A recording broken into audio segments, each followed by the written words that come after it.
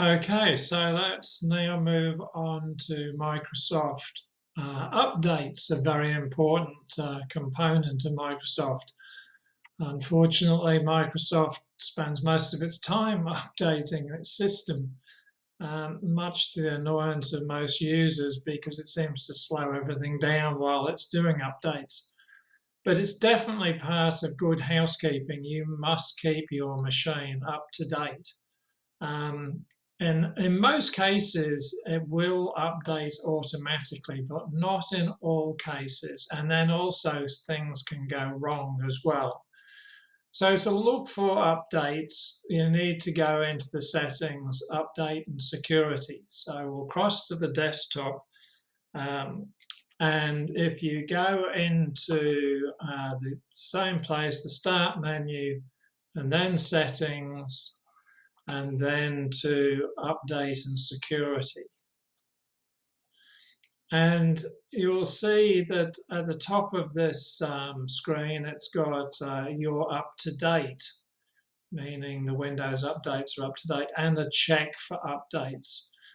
There is also an optional quality update available, in this case, a preview. I don't perform any optional updates. I'm on the belief that if the thing's working okay, best to leave it alone. So I don't do optional updates. I only do updates when they are published and necessary and they go in automatically. Even though it says you're up to date, I've found from experience that doesn't necessarily mean it's up to date. You can try this yourself. If you click on check for updates, it will go through a process of looking for new updates, and quite often it will find them, even though it says you're up to date. So it's a good idea to check anyway, never mind what it says here. So this is the main process. Now, most of the updates are in two categories, really. The majority of the updates are automatic, and Windows will try and update those updates automatically. And you may not notice them going in, other than you're required to do a restart now and again. But there are some updates which are so big that Windows will not do them automatically. And these are called feature updates. In the early days of Windows 10, and certainly in Windows 11, there are feature updates roughly twice a year. So they're often in around the springtime in Australia and autumn time. But it does vary a few months or a couple of months either way. It can do. It depends on when the update was published or made available for general release. Windows 10 now seems to have settled down to only a autumn update, and they're not having the same update in spring that they used to. The way these updates are coded is that they are coded with the year. So if we go into, you can have a look and view update history down here. And if we go into there, you will see the last feature update on this machine, Windows 10 22H2. And that means 2022, second half, H2. So that was the autumn update, autumn last year.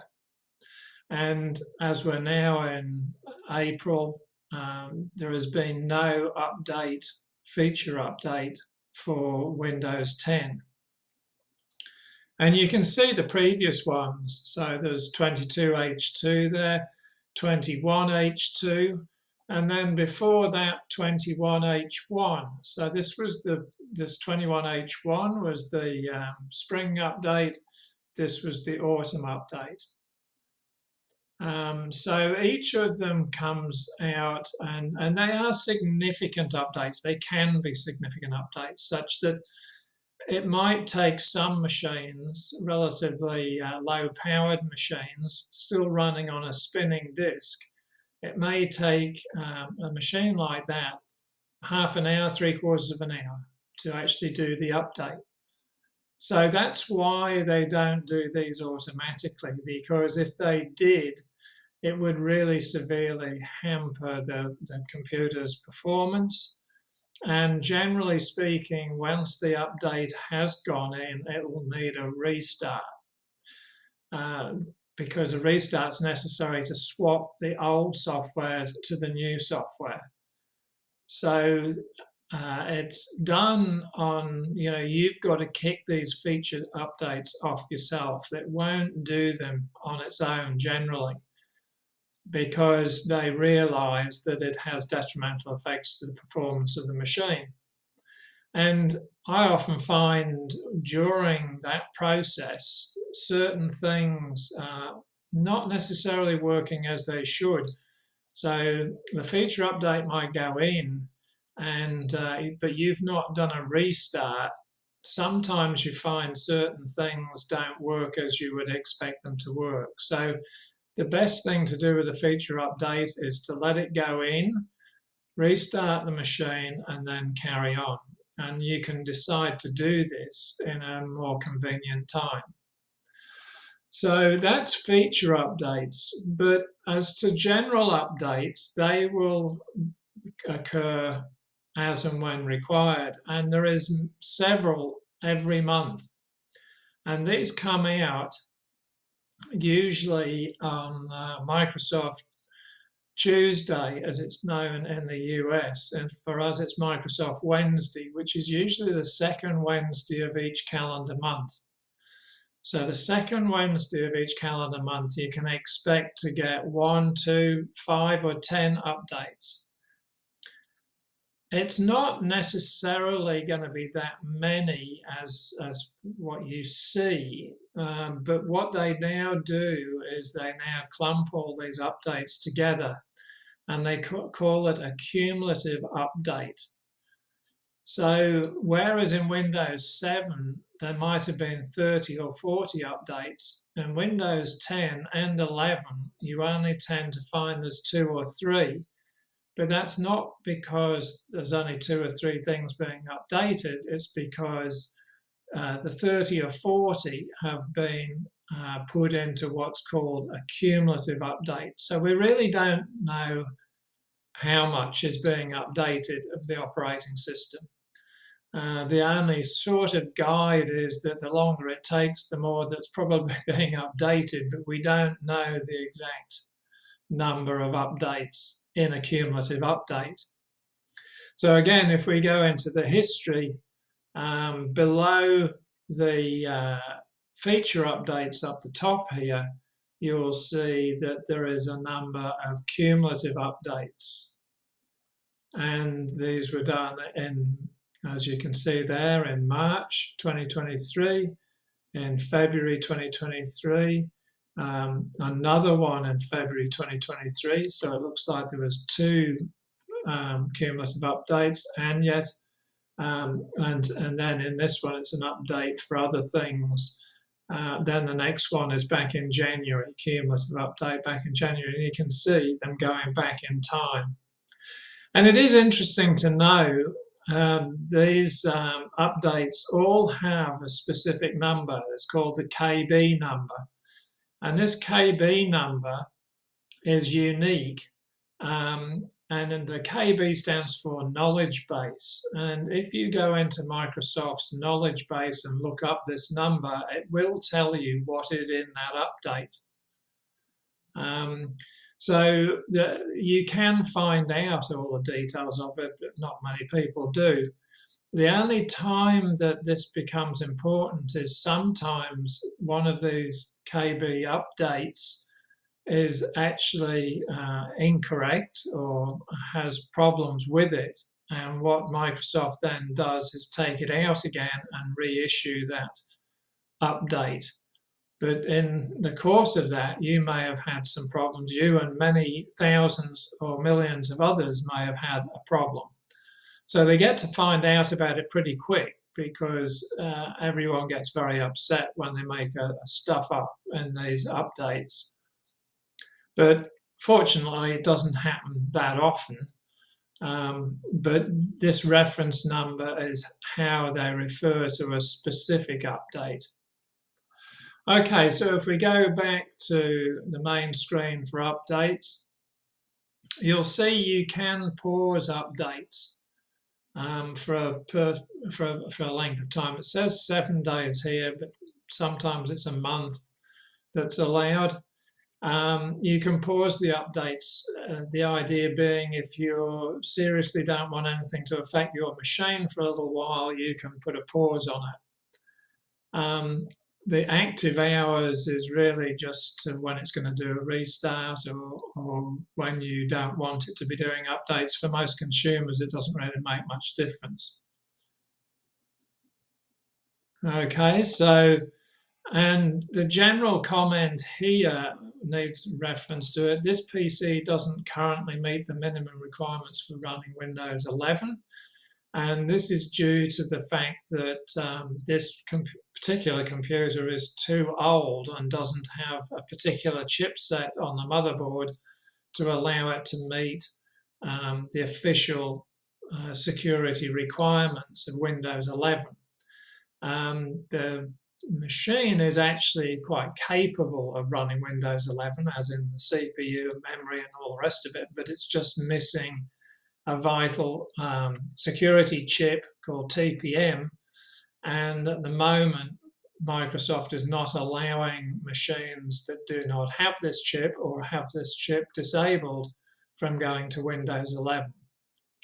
So if you're in that situation, you don't need to panic quite immediately, because Windows 10 is fully supported till 2025. So it will continue to get all the security updates, all the cumulative updates, and maybe some feature updates until late 2025. But at that point in time, Windows 10 as an operating system comes to the end of its 10-year support life. All operating systems only have a 10-year support life, as far as Microsoft's concerned.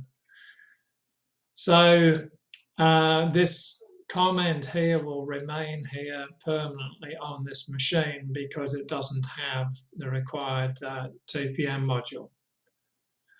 All right, that's just about everything on updates. I think we need to just go back to the presentation and have a look at where we're up to. So we've gone to Start, Settings, Update, Security Check for Updates. I said monthly updates will install most automatically. Feature updates, 1 or 2 a year, are not automatic because of the size of them. You can pause updates up to a month. Many updates require a restart to finish the update. And for those who recognize it, often there'll be a little icon in the taskbar down near the notification end showing that the computer's actually waiting for a restart at a convenient time. Also, if you go to the power button to turn the machine off, you'll notice that it has a little dot on it, inferring that it will do a restart, and you can either get it to restart and come back to life, or just shut down after it's done the restart. When a restart is required, as I say, there's a dot on the power button. Occasionally, Windows Update gets stuck. This doesn't happen as much as it used to, but it still does happen. And when I say it gets stuck, it means that you'll find that if you checked every month, you'd see no new updates have gone in.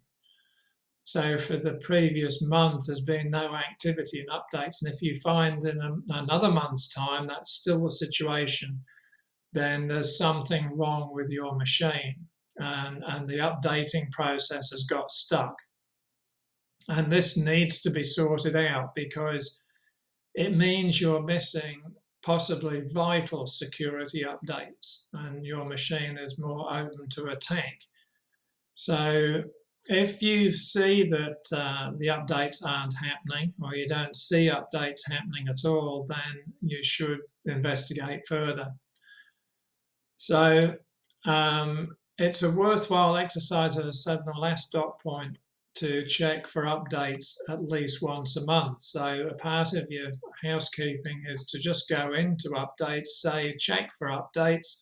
If it finds some, do them and restart if required, and then go back and say check for updates again and see if there's any more.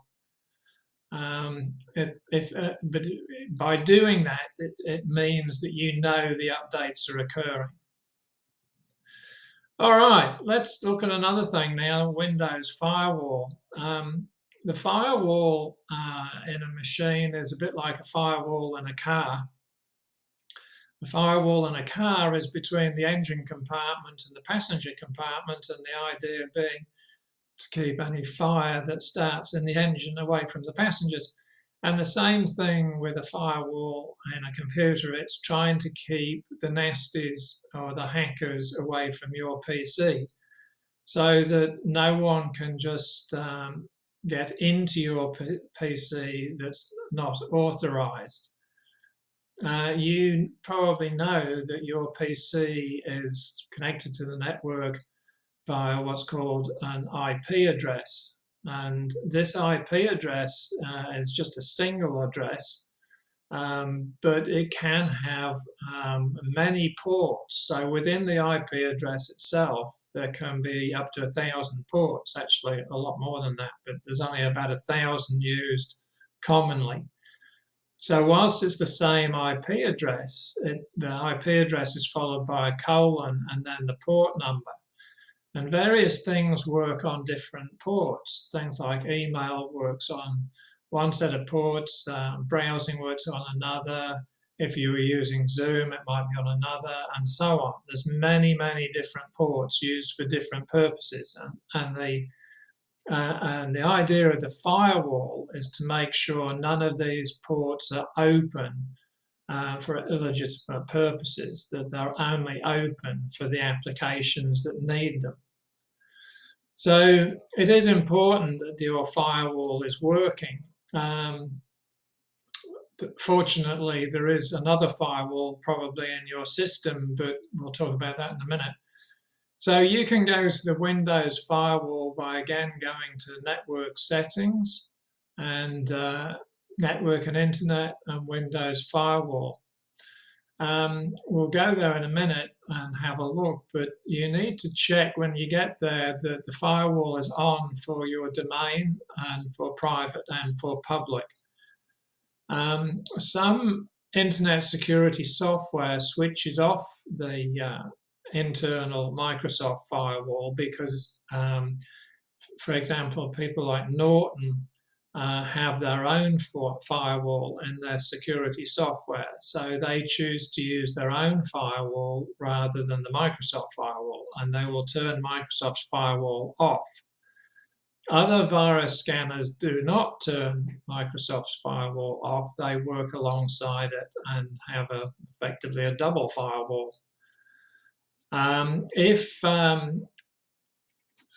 If you find that your firewall is off in any of these components like domain, private or public, it could be because you're running Norton. And it's a good idea to turn it back on again.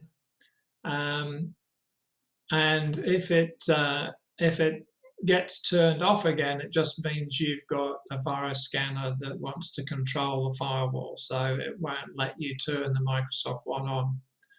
So let's just go into that. And just show you where that is. So if we're back into Windows Update, if we go to Home and go into System here, and we go up to Network and Internet, and if you go down to the bottom, you'll see where it says Windows Firewall. And if we click on that, you'll see the firewall is on for domain, it's on for the private network, and it's on for the public network. So it's all on OK. If you concerned about it, you can always restore firewalls to default. In most cases, default will work without any problem. So you can turn it back to default at any time down here. Don't worry too much about the other settings. The main point is this firewall is on. So if we go back to, just got to go back to presentation. There is another firewall in most people's networks, because these days we're mostly on NBN or we're on ADSL. And both of these modems, or the modems that both of these systems use, have another firewall in the modem itself, which is called an SPI firewall, which stands for Stateful Packet Inspection. And this is more like a hardware firewall in the modem, and is very, very good at protecting you. So in most cases, this firewall will supersede any other firewall, but there is occasions when you're dependent on your Microsoft firewall, or the one running by Norton, or whatever. And that is if you're, for example, got a laptop and you're in a airline lounge where there's Wi-Fi. If you're using public Wi-Fi or semi-public Wi-Fi, then this is the only firewall you've got, the one that's in the Microsoft system, because obviously your NBN modem is at home. So in that situation where you're using public Wi-Fi, might be in McDonald's or an airline lounge or a shopping centre, but at those situations your firewall is even more important. But generally at home you're well protected. Okay, internet options. Now, internet options is really not as important as it used to be, because generally most of the settings are standard, and as long as you haven't varied them, they should be okay. Bearing in mind the internet is the most dangerous place you're going. If you never connected your PC to the internet, then you really wouldn't need a virus scanner or a firewall or anything, because it's just a standalone machine not connected to the network. So all of this is because you are connected to the internet, and you have to be careful what you're doing. So the only way to get to this really is to either go to settings and type internet options, or go to control panel and go into internet options there. And just for a change, we'll do this latter one this time. So we'll go to the desktop again. And if you remember, to get into control panel, you click on the start button and then type control, and you will get control panel app coming up, which you can click on. And in these options here, you can see over here, internet options. And if we go into internet options, you will see that there is many tabs along the top here. But the only one we need to deal with today is security. And you should just check in here that your security is set for medium high. The only reason why this would not have been set for medium high is that in going back a few years, kids used to get in and actually lower this setting so that they could download some programs that, like gaming programs, that they wanted. And this used to prevent them because there were suspicious programs. So they would know to go into here and lower the level of the security. There's no point in going to higher than medium high, because then it might prevent you from doing legitimate activity like banking or buying stuff online or whatever. So medium high has always been the correct level to have it on. So really you're just checking that that is the case. Okay, so if we go back to the presentation, so we've said check out the security tab. Internet security should be medium high. If in doubt, you can reset all zones to default level on that same screen. If security is set too low, then you may be at risk. That's the only point of making. So you're just checking again that it's set appropriately. Windows PCs store your personal data in files, and those files can be organized in folders. And folders can be organized within other folders. This gives you an organizational ability to efficiently store your data so that you can find it and move it around and do various things with it. You explore the files and folders with File Explorer, the app on Windows which allows you to do this, which is called File Explorer. And within that, folders have some options you can set. So we're going to have a look at those. Now you can get to both of them as usual by two ways: Control Panel and then go to File Explorer Options, or you can start with the New Settings area and do a search on File Explorer Options. We'll take the first one to go to it. So we'll now go to the desktop and do that. So remember, we go into here and we type Control and we go to Control Panel. And if you look over here, you'll see File Explorer Options. So if we open that, it opens another smaller screen. Bring down here, and there's 3 tabs across the top. The general one we'll start with. And if you're not sure how your machine has been set up, just click Restore Defaults, and that will put it back as though it was a brand new machine. Now, I, by preference, would normally leave this set by default, open each folder in the same window. If you actually choose the other option, you'll get very confused with so many windows on your screen. So leave this as it is, open each folder in the same window. And on the second one, use the double-click left, double-click to open a folder. It's also stock standard and the way I would leave it. However, at the bottom in this privacy area, there's 2 tick boxes that say show recently used files in quick access and show recently used folders in quick access, frequently used folders. I would untick these because I find them a bit confusing, and I find people get confused by the duplication of certain things appearing in quick access. Unless you fully understand what quick access is, I think it can be very confusing. I'll show you quick access in a minute as to how it actually works, but I would recommend you take these 2 tick boxes out and then say apply.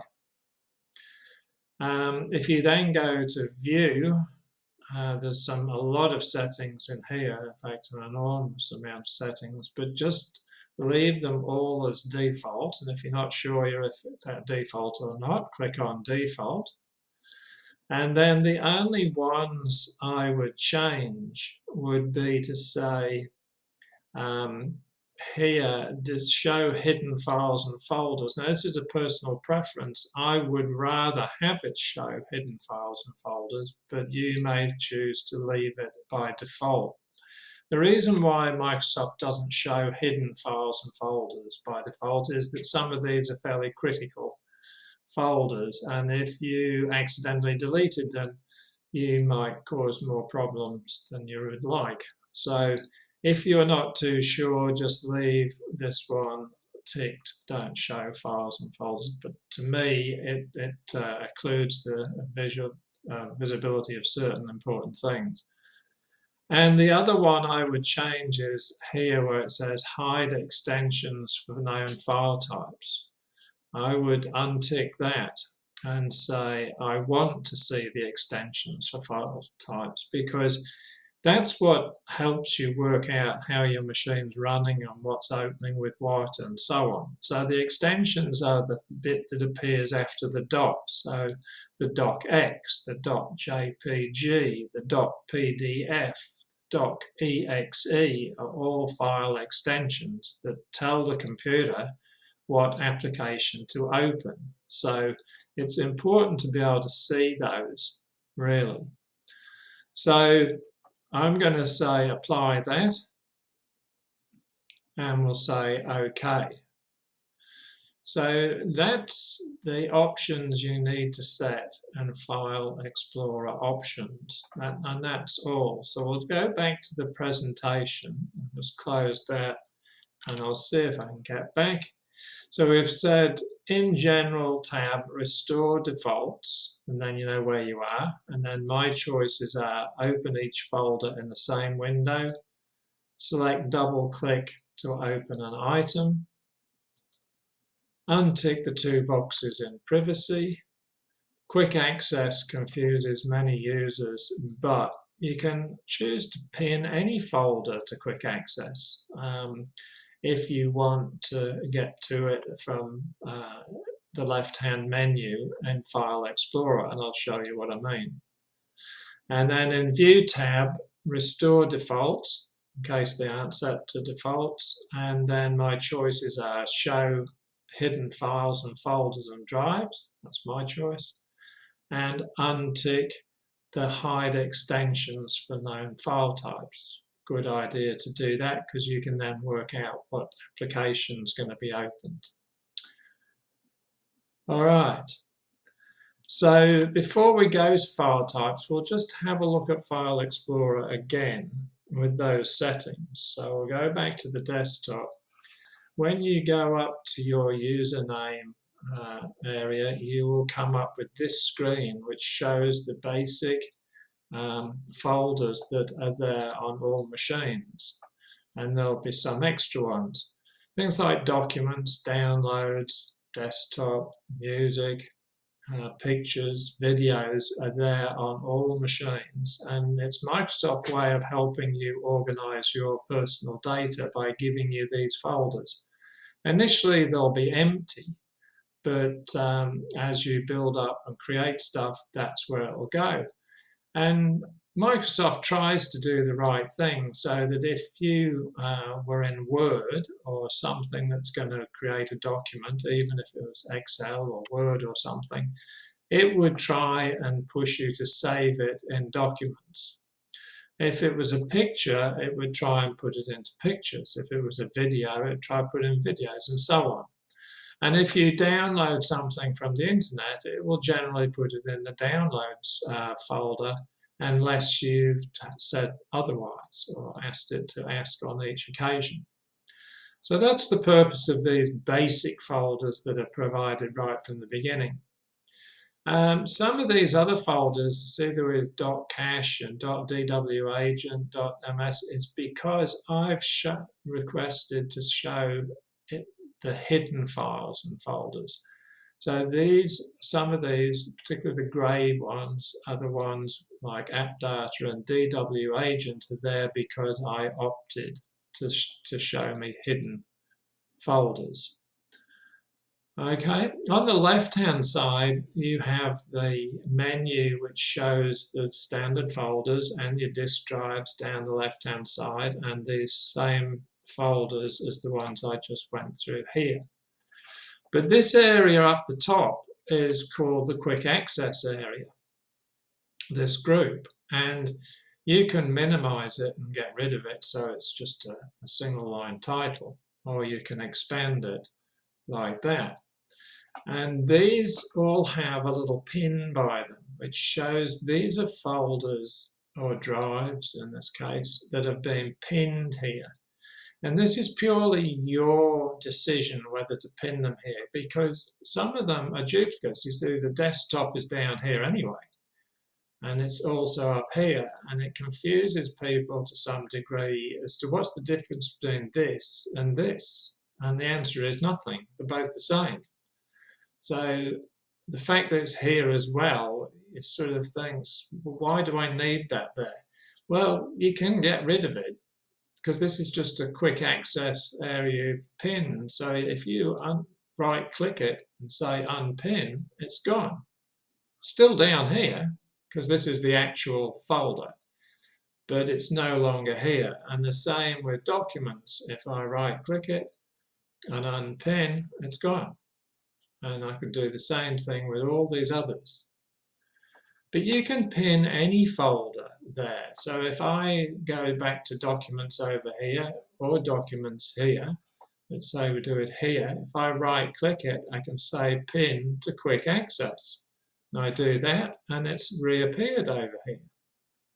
And you can move it and put it in the position you want at the top or somewhere in between, and put any folder you like. So I could put downloads folder there. So I just say pin to quick access, and there it is, the download folders. And again, I could move it up to a different position. But generally speaking, they're all here anyway. But you can pin just the ones you use frequently, or you have a struggle to find sometimes, or whatever the reason might be. But you can go into it further. If I go into documents and then I picked up this one, I can pin that one to quick access. So I can pick any folder anywhere to quick access if it's that important. So it's just an area where you can organize the important things to you. It's not a duplication of these things. It's the same one. It's just a pin shortcut to get there. As you saw in documents, if I go in here, you can now see there's extensions on the files. If I go to downloads, you'll see there's extensions on the files, exe, mp4, meaning it's a video file. A lot of these are extensions because a lot of them are program files, but there's a pptx, a PowerPoint file. So that was the result of doing that and allowing it to show the extensions. All right, let's go back to the presentation, because now we need to look at file types in particular. Those EXEs, those JPGs and PDFs and so on. So the file types are really important in the machine because they tell the machine what application to open. So when you double click a JPG file, it says, oh, that's a picture file. I'll go and look for a photo editor, picture editor, like Adobe Photoshop or Picasso or OpenView. It'll go and find a relevant application. But you also need to tell the machine which is the default application for each type. So if you've got 3 things that can open a JPEG or a picture file, how does the machine know which one to use if you've not told it? It doesn't mean to say you can't use other applications you've got, but it has to have one nominated as the default so that it knows, oh, it's double-clicked a JPEG file, I'll go and open Picasso because that's the one he's nominated. So you need to set these. Now, generally on a new machine, they're all set to all the Microsoft apps that they have. Obviously, they want you to use their apps to do whatever you want to do. But you don't need to go along with that. If you've installed another app that does the same job, often when you install the software, it'll change that default to the one you've just installed, but not always. You can install Adobe Acrobat to open PDFs, but it won't necessarily change the default to Adobe Reader. It might still be sitting on Microsoft Edge because Microsoft wants you to use theirs. So it's important to know how to change these, the mapping of the extensions to the applications. So let's have a look at this in more detail. If you want to get to how these settings are set, then you can either go to the new settings area, apps and default apps, or you can go to control panel and set your default programs. We'll take the first choice this time. So we're going to go there now and we'll look at the basic app settings for the main key issues. So we'll go to the desktop again and we'll go into settings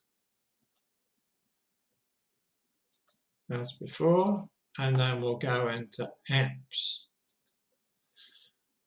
Now, when you first go into apps and features, as we've seen before, you get to a list of all the installed software with the size and date and so on. We've been there already and done that. But on the same page, if you go to default apps, you get to a different page. And in here, you can set the default apps to key things like emails, and if you wanted to open a map or play some music or view a photo or view a video, or if you were browsing the internet. So these are the key default apps. Choose your key default apps.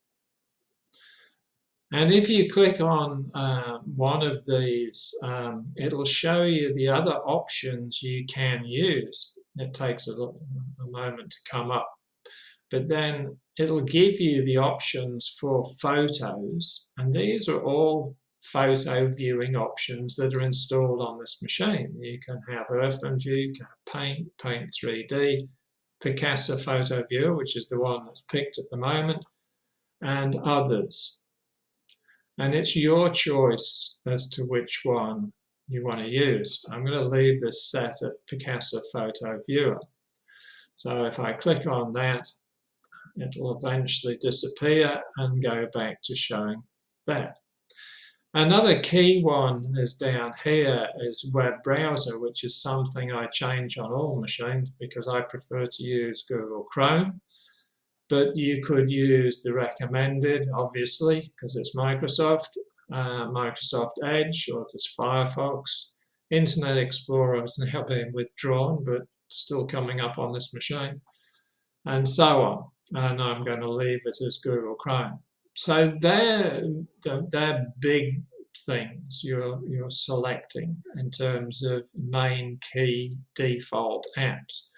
But if you want to set a particular extension to be opened by a particular app, you need to go down to here where it says choose default apps by file type. So then when you click on here, and you have to give it a moment or two to list all the file extensions and the associated apps that go with them. It's a very long list. As you can see, it goes on and on and on because each of these dot extensions, like this one, have a specific default app. And in some cases, nothing has been selected. So it's a great long list where there has been selected things and there has not been selected things. So take an example of this, which is quite common, is PDFs. Now I know PDFs are way down here, somewhere around here, so we're in the dot ends. So if we carry on going down a bit further, we'll come to PDFs. PST.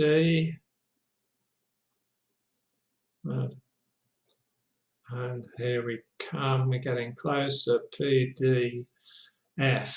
And you'll see that PDF, which is a portable document format, often an attachment to an email, is shown as opening with Microsoft Edge, because Edge and the other browsers can open PDFs, but you may not like it as much as the Adobe Acrobat that you've been using for yours. So you can click on this and it will show you the other options. So here's the option that they want you to use, but you could choose Adobe Acrobat Reader, which has been around for decades.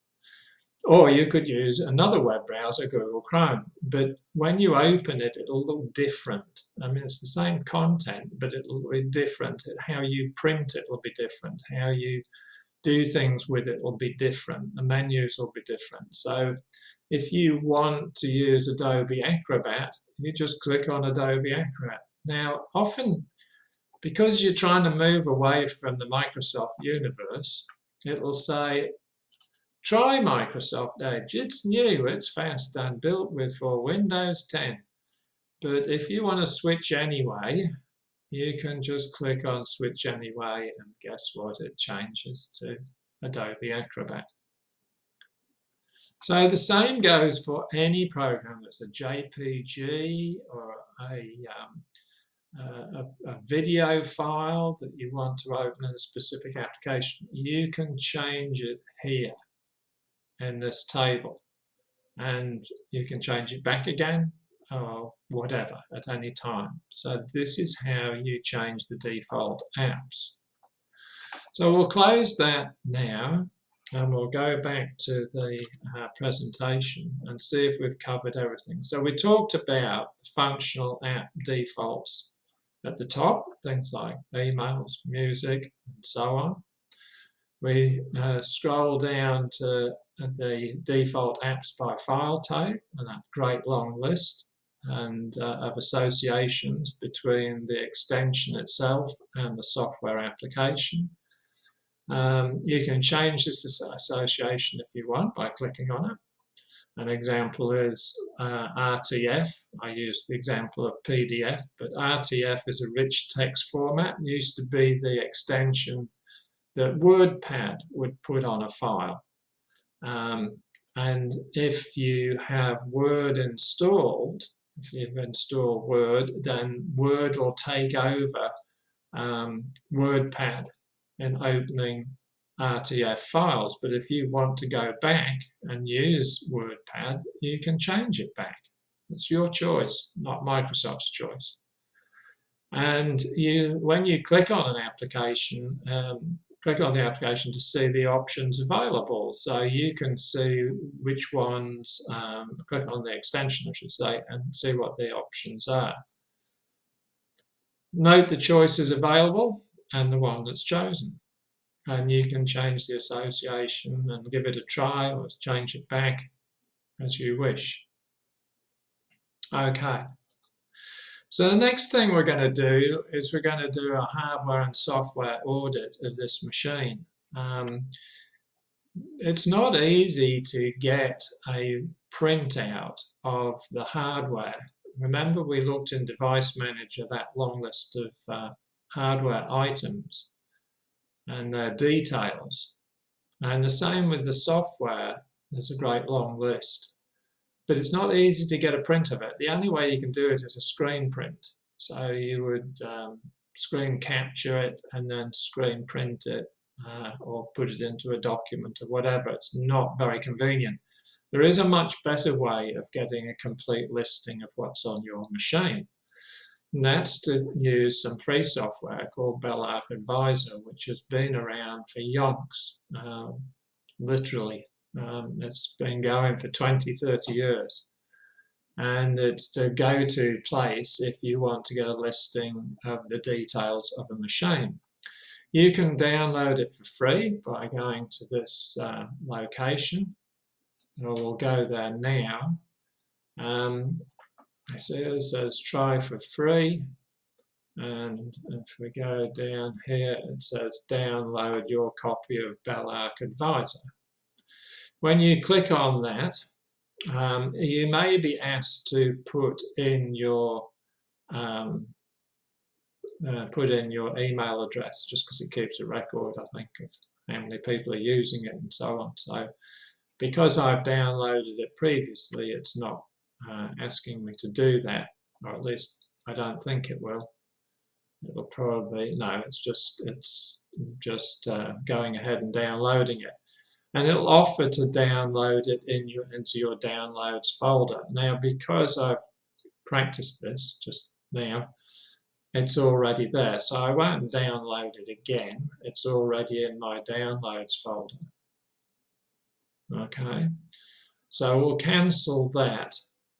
And we'll just go back to the desktop, and we can go to my downloads folder, which is over here, and there's that program that was already there downloaded. So when you double click it, it'll ask you if you want to allow it to make changes to your machine, and you say yes, and then it will start to install the software. It will ask you to agree to the license agreement, and then ask you to install. And there it is, installing. I'll just close the screen behind. Preparing to analyze this computer, would you like to check for new security definitions? Now, this is going to just check to see whether I've got the latest Microsoft updates. And it's probably worth you saying yes or leaving it on yes. But I'll say no just to speed up the process, because I know it just takes a bit longer to do that. So I'll just say no. And then it's updating the profile of this computer. And this and subsequent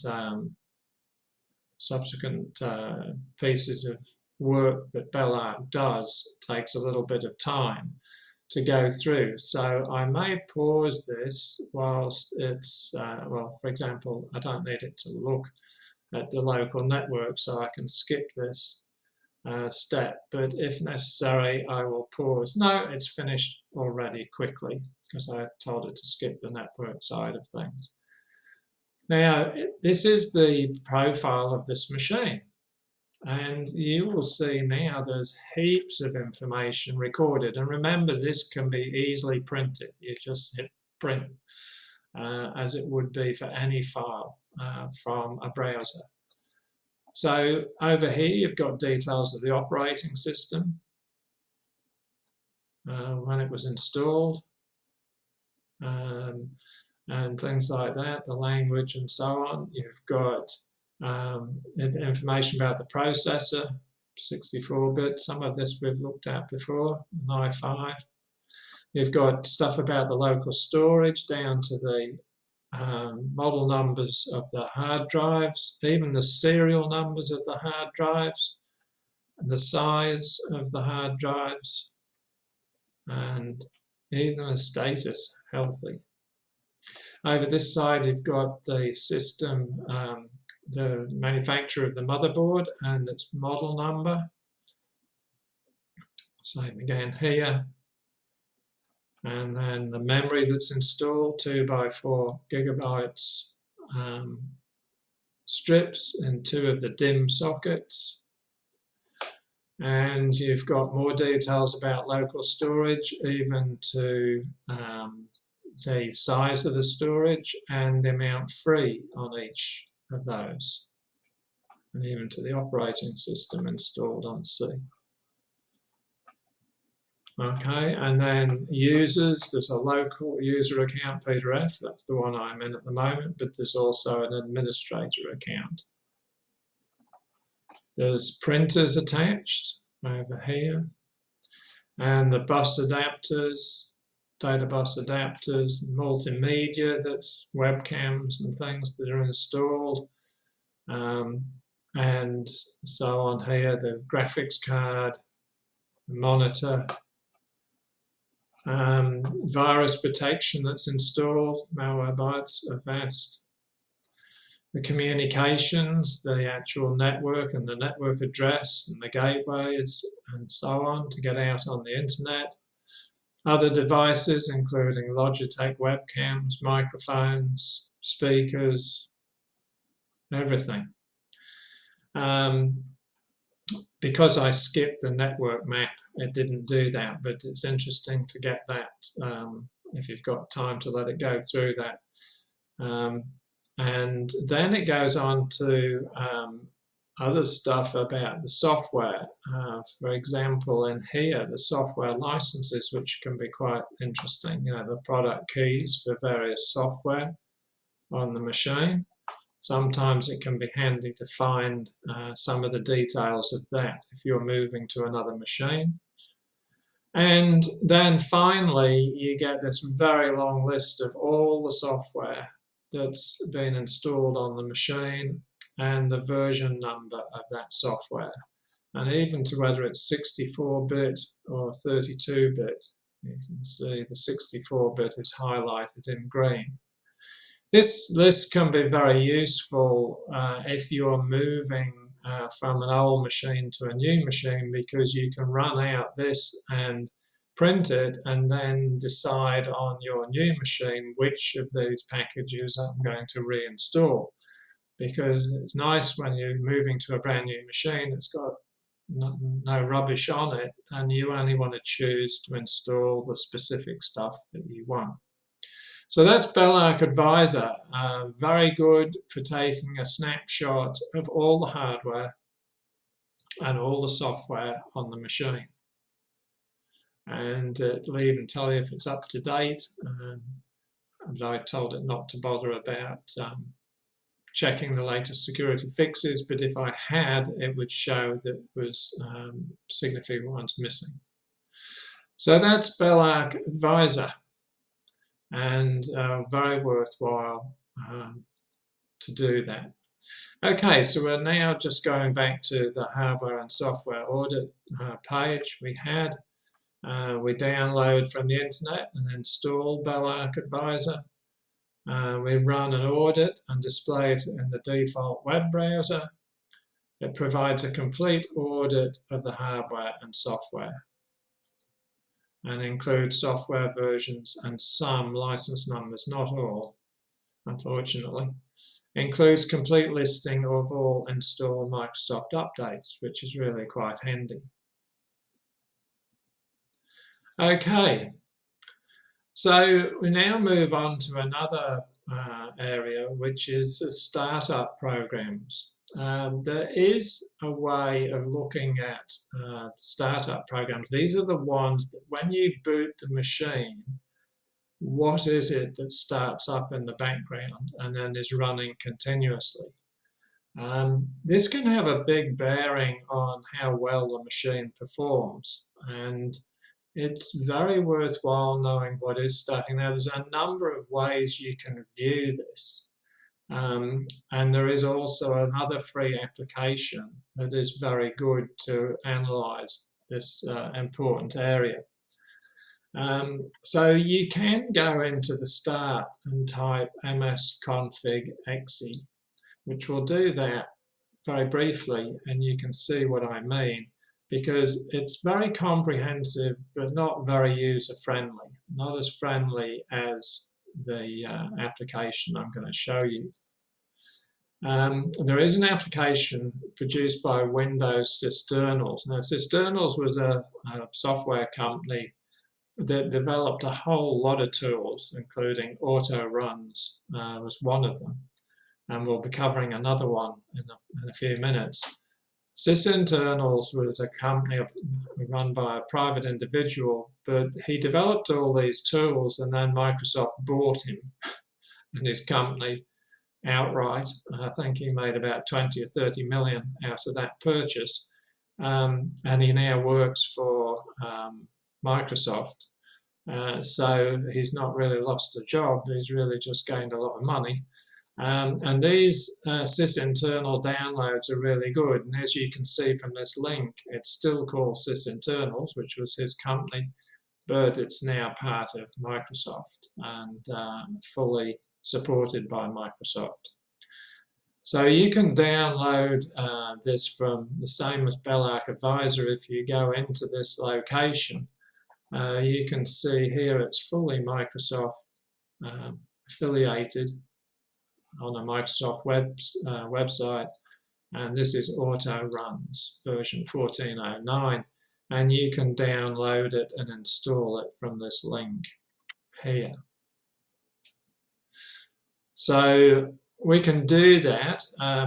If I click on that, it will show downloads, and in this situation it's quite a useful exercise, because in this situation you notice that it's going to go into the downloads folder, but it is actually a zip file, and a zip file, it means that because there's nothing showing here, there's no other zip files in this downloads folder at the moment.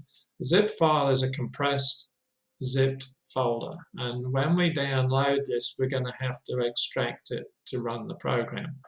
So we'll save that, and as you can see down the bottom left hand corner, it's already downloaded. If you click on that up arrow and say show in folder, it will take us to the download folder where we just previously downloaded Belarc Advisor. So it's now just above it. Now what you have to do here is double click this, and it shows what's in that zipped folder. It shows these are the components in that zip folder. And to be able to use these components, you've got to extract them. So whereas it says extract all up here, so we need to extract them. And what it'll do is extract them into another downloads folder, another folder within downloads with the extracted files. So once you've said extract, here we say extract all, and it's going to put it still in the downloads folder. So it's showing downloads, but it'll be in a folder called Auto Runs. So we'll say extract, and it's now superseded that other with another folder with these components in it. And the one you want to run is Auto Runs exe, which is just this one up here. Pretty sure that it is this one. We'll give it a go. If I double click that, you've got to agree to running the program, and then off it goes. And what it's doing now is it's analyzing all the programs in the machine that are going to start or potentially start when you turn the machine on. So this is really, really comprehensive, but it can be very good for analysis of things like anything that's in yellow, like this file not found. So it's a leftover from somewhere or another, and what I often do is just delete it because it's a leftover. It will just take it out instead of it wasting time now, because I'm not running as an administrator, it's not taking it out, so it doesn't matter. But these are all the programs that are loaded. So things like Skype and what can we see, Avast, obviously, the virus scanner, KeyPass, Macri and Reflect, the backup system. So these are all the things that start, and you can actually turn them off here by unticking them. But again, because I'm not running it as an administrator, it's not letting me do it.